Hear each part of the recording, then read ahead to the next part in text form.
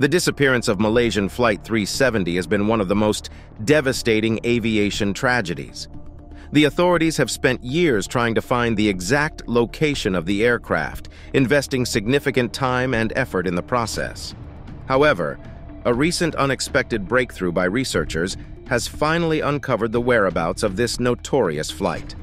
In this video, we will provide you with all the details of this remarkable revelation. The disappearance. At 12:41 a.m. on March 8, 2014, Malaysia Airlines Flight 370 took off from Kuala Lumpur International Airport. The flight was headed to Beijing Capital International Airport in China. It was a journey that was supposed to last just over 6 hours. The airplane used for this flight was a Boeing 700-7200R, which was 12 years old and registered as 9MMRO. The flight was under the command of Captain Zahari Ahmad Shah, a 53-year-old experienced senior officer who had accumulated 18,365 flight hours. Captain Zahari had flown this route many times before and shared his passion for flying on online forums. Assisting him was First Officer Fariq Abdul Hamid, a 27-year-old with 2,763 flight hours. This flight was a training opportunity for First Officer Fariq, but it would sadly turn out to be his last. There were 10 flight attendants on board responsible for the well-being of the 227 passengers, which included 5 children. Most of the passengers were of Chinese nationality. Among the others, there were 38 Malaysians and passengers from Indonesia, Australia, India, France, the United States, Iran, Ukraine, Canada, New Zealand, the Netherlands, Russia, and Taiwan. After taking off from runway 32R, the airplane ascended into the nighttime sky, turning towards the northeast and heading for the South China Sea. Once the aircraft reached its cruising altitude of 35,000 feet, the crew contacted Kuala Lumpur Air Traffic Control to let them know. As the airplane was about to leave Malaysian airspace and enter the jurisdiction of Vietnamese controllers, the Malaysian Air Traffic Control radioed the plane with a friendly good night message before handing off control to Ho Chi Minh controllers. Captain Zahari responded with the customary pilot's phrase, "Good night, Malaysian 370. This phrase is used to indicate the transition between different airspaces. When the airplane entered Vietnamese airspace, it suddenly vanished from the radar and its transponder, which sends electronic data to radar systems, including flight number, altitude, speed, and heading, ceased to function. This meant that the plane essentially became invisible to authorities. Ground control lost crucial information like the plane's speed and altitude, leaving them in the dark about its whereabouts and status.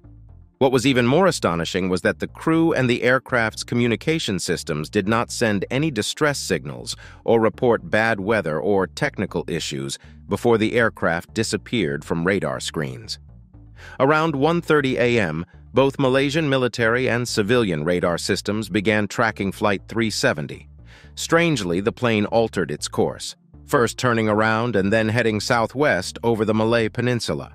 Afterwards, it changed direction once more, flying northwest over the Strait of Malacca.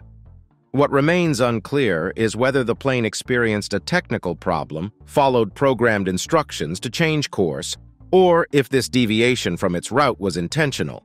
During this time, the captain of another aircraft tried to establish contact with Flight 370. They used the International Air Distress frequency to relay a message from Vietnamese air traffic control, asking the crew of Flight 370 to get in touch. The captain reported that they did manage to make contact, but the communication was garbled, consisting of unclear mumbling and static noise. At 2:22 a.m., the Malaysian military radar stopped receiving signals from the plane, and this happened over the Andaman Sea. Then, at 2:40 a.m., Malaysia Airlines was informed by air traffic control that Flight 370 had disappeared from radar screens. In response to this alarming news, the airline initiated a search for the missing aircraft. They reached out to different air traffic control centers and other airplanes for assistance. By 5:30 a.m., a search and rescue operation had been launched. It focused on the South China Sea and the Gulf of Thailand, near the area where the plane had last been in contact with air traffic control. Eyewitness testimonies. Following the disappearance, various reports surfaced in the media about sightings of an aircraft matching the description of Flight 370. For instance, on March 19, 2014, there were reports from witnesses including fishermen, an oil rig worker, and people on the Kuta Huvadu atoll in the Maldives who claimed to have seen the missing airplane. A fisherman mentioned spotting an unusually low-flying aircraft near Kota Baru's coast, while an oil rig worker situated 299 kilometers southeast of Vung Tau reported seeing a burning object in the sky that morning. This account was considered credible enough for Vietnamese authorities to launch a search and rescue mission. Additionally, Indonesian fishermen reported observing an aircraft crash near the Malacca Straits. 3 months later, a British woman sailing in the Indian Ocean also reported having seen an aircraft on fire. These sightings added to the mystery surrounding the disappearance of Flight 370. In search of answers. In the beginning, the search for the plane primarily focused on the South China Sea. However, once it was discovered that Flight 370 had changed its course to the west shortly after its transponder stopped working, the search efforts shifted to the Strait of Malacca and the Andaman Sea. Later on, records of signals exchanged between the aircraft and a communication satellite over the Indian Ocean revealed a crucial detail. These records showed that the plane had continued to fly for nearly 6 hours after it was last seen on the Malaysian military radar. This piece of information was a significant development in the investigation. On March 15th, which was a week after the plane had vanished, the information from Inmarsat became public. While the signal couldn't pinpoint the plane's exact location, it did provide critical clues. It suggested that the aircraft could be somewhere along 2 possible paths. One path extended from Java in the south, going into the Indian Ocean southwest of Australia. The other path stretched northward across Asia, running from Vietnam up to Turkmenistan. On that same day, when this analysis was made public, authorities decided to halt the search efforts in the South China Sea, the Gulf of Thailand, and the Strait of Malacca. Instead, they shifted their focus to these 2 potential flight corridors. The northern path, leading from northern Thailand to Kazakhstan, was soon ruled out because it would have required the plane to pass through heavily guarded airspace. The countries in this region claimed that their military radar systems would have detected any unidentified aircraft entering their airspace. The search area was then widened to cover 2 main regions. The first was in the southern arc, which extended to the Indian Ocean southwest of Australia. The second encompassed Southeast Asia, Western China, and the Indian subcontinent.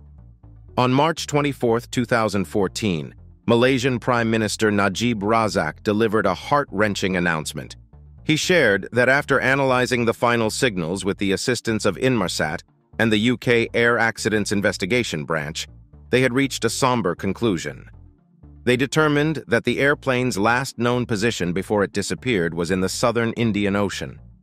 Given that there were no possible places for it to have landed, the only plausible outcome was that the aircraft had crashed into the sea.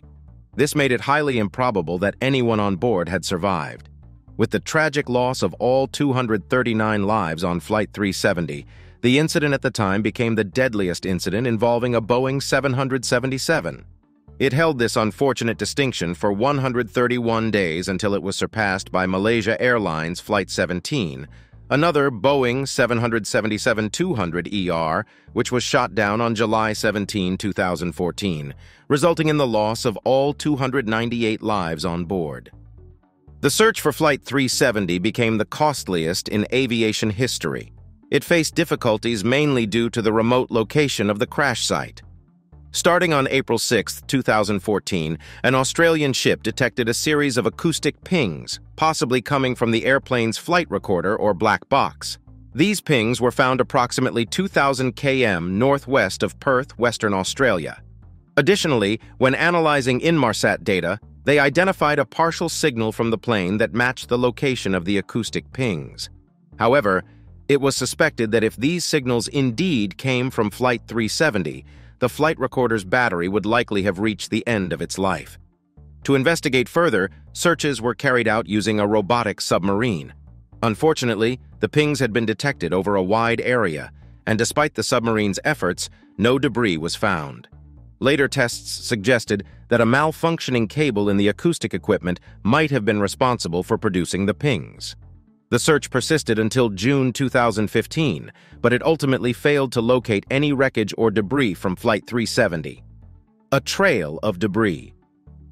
The first fragment of debris wasn't discovered until July 29, 2015, when a part of the right wing called the flaperon washed up on a beach on the French island of Réunion. This island is quite far, about 3,700 kilometers west of the area in the Indian Ocean where Australian authorities were conducting their search. Over the following year and a half, 26 more pieces of debris were found along the shores of various places, including Tanzania, Mozambique, South Africa, Madagascar, and Mauritius. Among these discoveries, 3 out of the 27 pieces were confirmed to be from Flight 370, and 17 were highly likely to have come from the plane. 2 of these pieces were from the interior of the cabin, indicating that the plane had broken up. However, whether this breakup occurred while the plane was in the air or upon impact with the ocean remained uncertain. Analysis of the wing flaperon found on Reunion Island and a piece of the right wing flap found in Tanzania revealed that the plane didn't execute a controlled descent, meaning it wasn't intentionally guided for a water landing. Some experts suggest that Flight 370 might have hit the water vertically. The governments of Malaysia, Australia, and China officially halted the search for Flight 370 in January 2017. However, an American company, Ocean Infinity, was given permission by the Malaysian government to continue searching until May 2017, when the Malaysian Transport Ministry announced the end of that search effort. In July 2018, the Malaysian government released its final report on the disappearance of Flight 370. The report stated that mechanical failure was highly unlikely, and it pointed out that the change in flight path likely resulted from manual inputs. However, the investigators couldn't determine the exact reason for Flight 370's disappearance. Examining the hijack possibility. In the weeks after Flight 370 vanished, various theories emerged. One of these suggested that the plane might have been hijacked. The theory gained traction because 2 individuals had boarded Flight 370 using stolen passports. This raised immediate concerns. The passports, one Austrian and one Italian, had been reported as stolen in Thailand in the 2 years before the flight. Interpol, an international policing organization, confirmed that both passports were listed in their database of stolen and lost travel documents. What added to the concern was that no one had checked these passports against the database since they were initially reported as stolen. Malaysia's Home Minister, Ahmad Zahid Hamidi, criticized his country's immigration officials for failing to prevent passengers from using stolen European passports. These passengers had bought one-way tickets booked through China Southern Airlines. Reportedly, an Iranian had called from Bangkok, Thailand, to order the cheapest tickets to Europe, paying in cash. Later, it was revealed that the 2 passengers were Iranian men, one aged 19 and the other 29. They had legally entered Malaysia on February 28 with valid Iranian passports. These 2 men were suspected to be asylum seekers. The Secretary General of Interpol mentioned that the organization was leaning towards the conclusion that it wasn't a terrorist incident. Both United States and Malaysian officials thoroughly examined the backgrounds of all passengers listed on the flight manifest. The Chinese government also reported that they had investigated all the Chinese citizens aboard the plane and found no indication of their involvement in any destructive or terrorist activities. However, one passenger who happened to work as a flight engineer for a Swiss jet charter company briefly raised suspicion due to his aviation skills, which led authorities to consider him as a potential hijacker. Some people have suggested a theory that Russian operatives hijacked the plane and intentionally crashed it in the desert of central Kazakhstan. This theory alleges that this was done as a diversion tactic to draw attention away from the occupation of Crimea. As the mystery of Malaysia Airlines Flight 370 unfolded, reports suggested an intriguing detail. Passengers' cell phones continued to ring even after the plane had gone missing. Families desperate for answers had resorted to calling their missing loved ones' phones, and they could hear ringing. This led to widespread speculation on social media that perhaps the flight hadn't crashed as widely assumed and wasn't at the bottom of the ocean. However, experts quickly clarified that hearing ringing phones didn't offer conclusive evidence. When a cell phone rings, it initially connects with the network and tries to locate the phone it's calling. If it can't find the phone after a few minutes or rings, it typically disconnects. So the ringing phones likely indicated that the network was trying to connect a call. Now, regarding the possibility of Flight 370 being hijacked, some people remained doubtful and questioned if this was indeed the scenario. Here is why. After the plane made a sudden U-turn during the nighttime flight over the Gulf of Thailand and flew over 2 significant Malaysian cities and several smaller towns and villages, everything seemingly went quiet. Investigators have not found any phone calls, tweets on Twitter, posts on Weibo, Instagram photos, or any form of communication from anyone on board the aircraft since it changed course. This absence of communication raises questions and uncertainty about what exactly happened. The fact that there was no communication from the plane, despite the widespread use of mobile phones in today's world, sparked a lot of discussion among pilots, telecommunications experts, and others. Most of the passengers on the plane were from Malaysia and China, where mobile phone usage is quite common, especially among those who can afford international flights. As for why there was no communication, some suggested that the plane might have been flying at an altitude where personal electronic devices couldn't be used.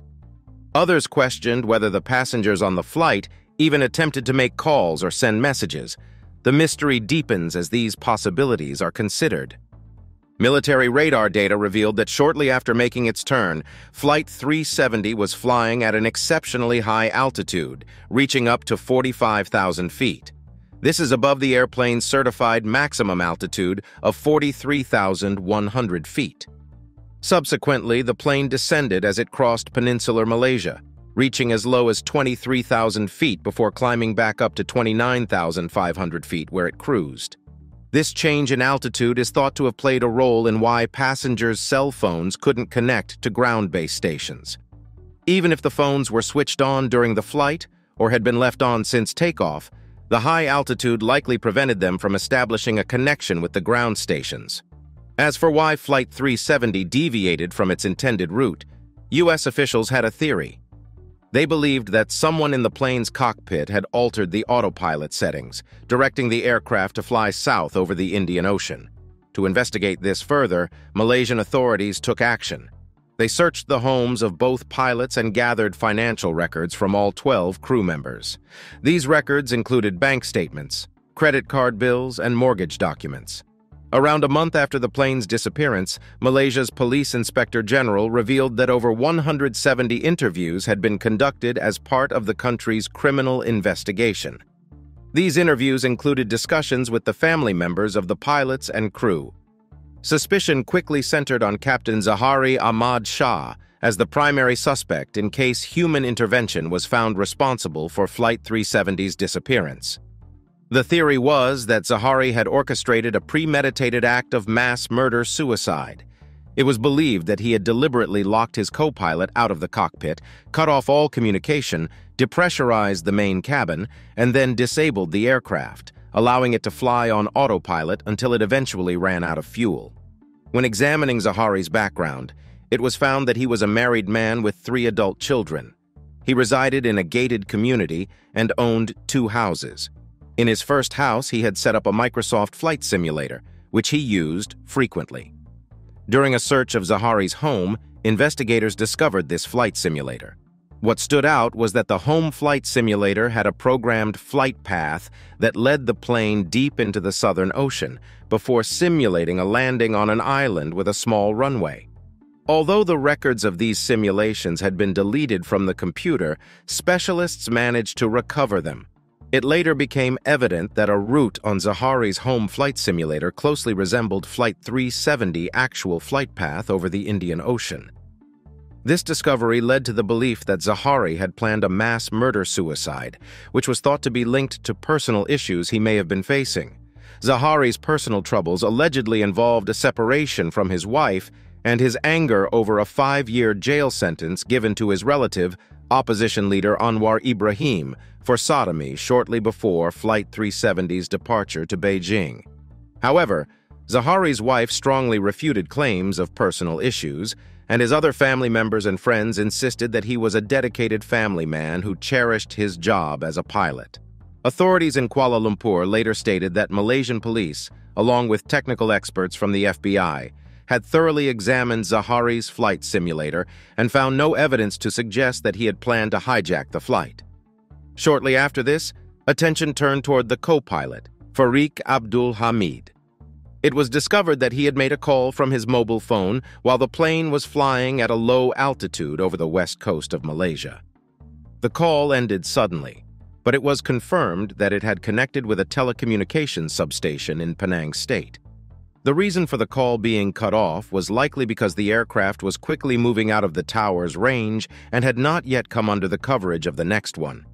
However, it wasn't disclosed who Fariq was trying to call, as sources chose not to reveal details of the investigation. Some rumors suggested that due to personal issues, there were suspicions that Fariq might have taken control of the aircraft and disabled it, leading to a tragic outcome with the crew and passengers unable to access the locked cockpit. Certain theories proposed that he might have been dealing with relationship problems and resorted to this dramatic act as a way to end his life.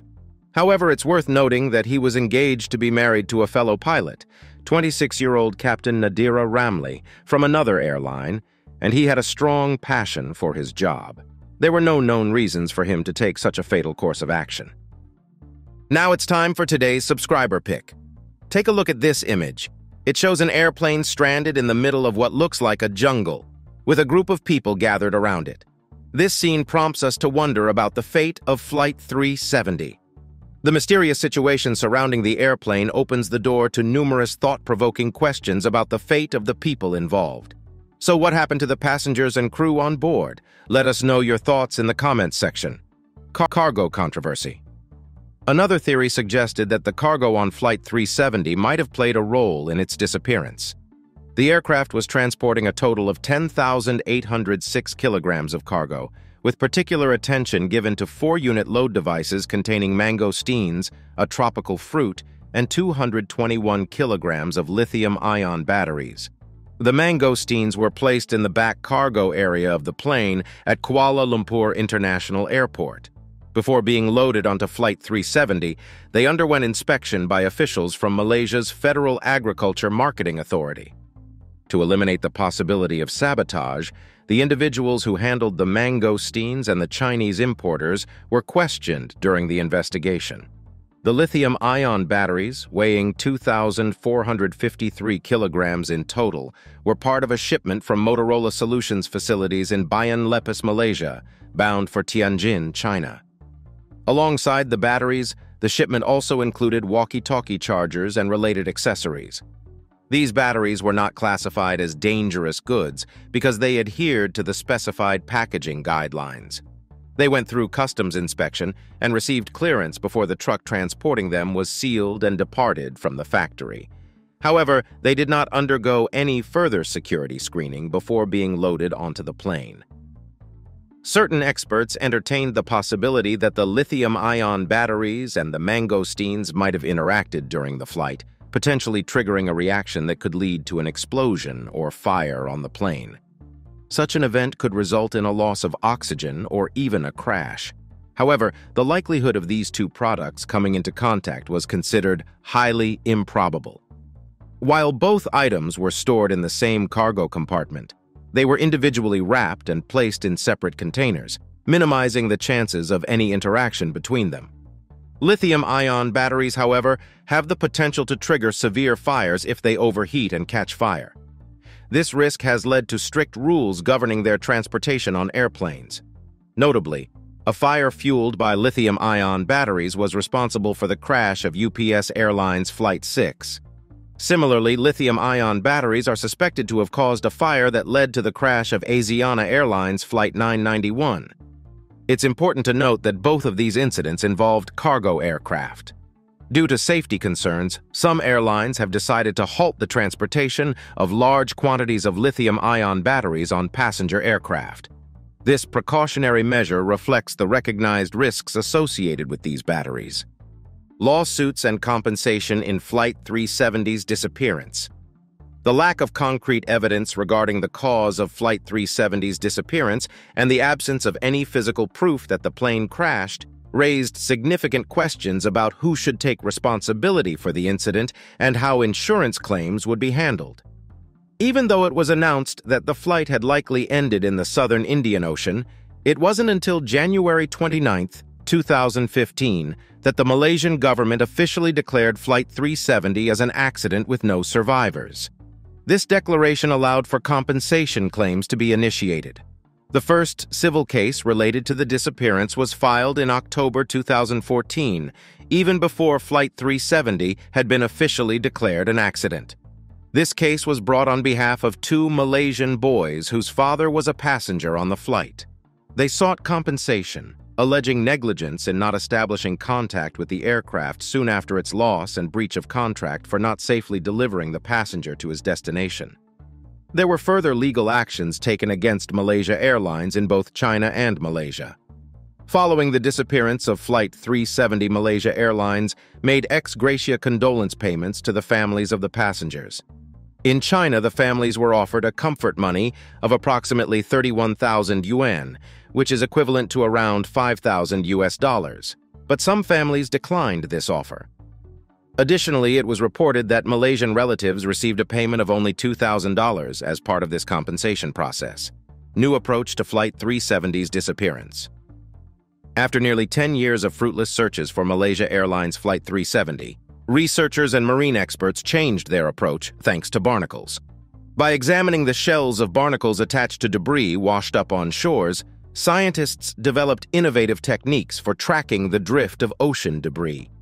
This breakthrough may aid in narrowing down the search area and, in the future, assist in unraveling the enduring aviation mystery. Barnacles have been discovered on various pieces of wreckage that washed ashore in locations like Reunion, Madagascar, and along the Indian Ocean coast of Africa. Barnacles are found in temperate and tropical seas worldwide. They start their life as larvae, floating freely and riding ocean currents until they settle in groups on objects like driftwood or ship hulls. Once settled, they use a potent natural adhesive secreted from their soft stalk to anchor themselves. They construct their wing-shaped shells layer by layer as they grow, using minerals like calcium carbonate from the seawater around them. These layers contain distinct chemical markers that reflect various factors, such as water temperature and oxygen levels during shell formation.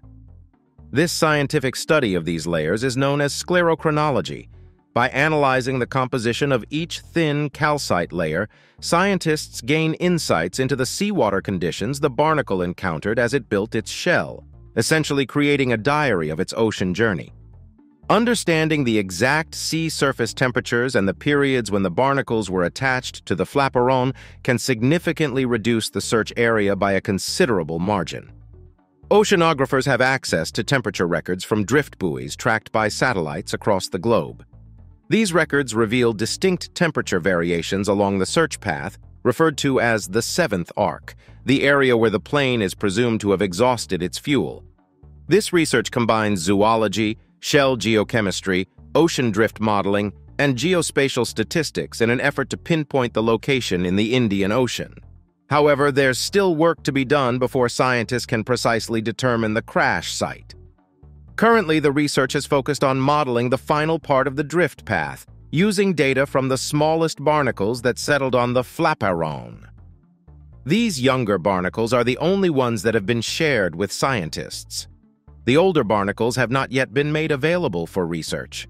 However, researchers believe applying the same methodology to the oldest and largest barnacles found on the flaperon, those that might have attached closer to the time of the crash, could help reconstruct the entire drift path leading back to the crash site. The disappearance of Flight 370 remains a perplexing puzzle despite the extensive multinational search efforts. In today's age of aviation, with millions of passengers flying daily, it is almost unimaginable and certainly unsettling that a large commercial plane could go missing, and the fate of the aircraft and its passengers remains uncertain. What are your thoughts on what might have truly occurred with Flight 370?